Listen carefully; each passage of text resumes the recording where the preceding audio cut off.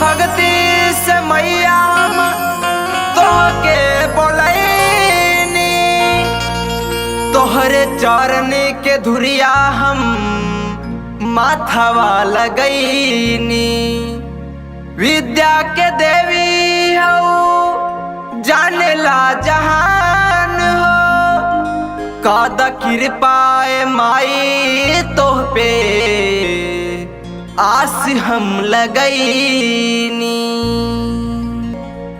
हो आजा शारदे माया जा इंतजार करनी, तो से बिनती माई बार बार करनी।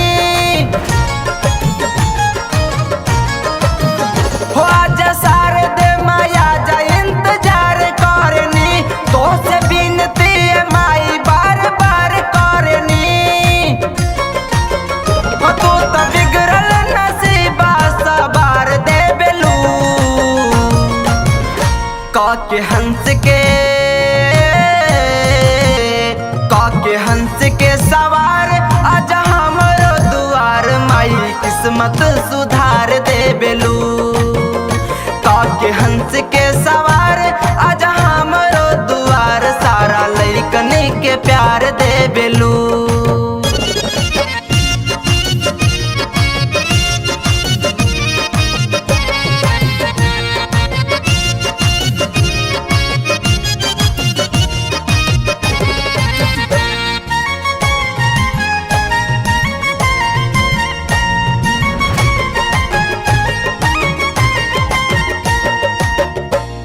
दया से केहू आगे बढ़ पावे, डॉक्टर कलेक्टर अहीर बन पावे।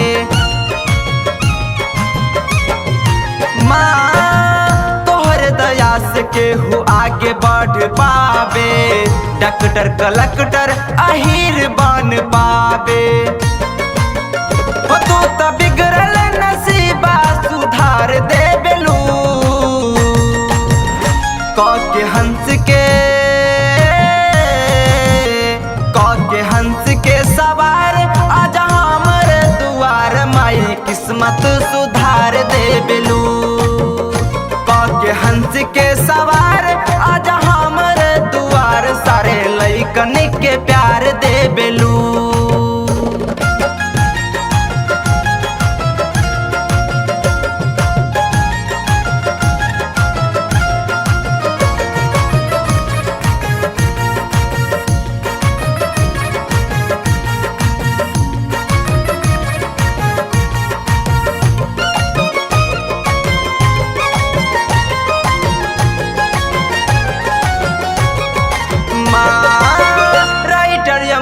जी से गीत लिखबैनी, प्रमोद गवैया से भजन माँ गवैनी।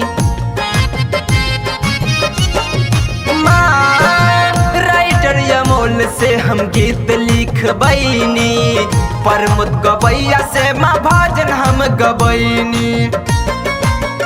हो भाग खुल जाला जब तू ध्यान देबेलू, काके हंस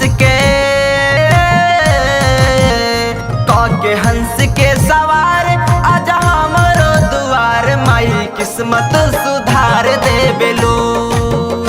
काके हंस के सवार आजा हमरो दुआर सारा लइकन के प्यार देबेलू। ए माई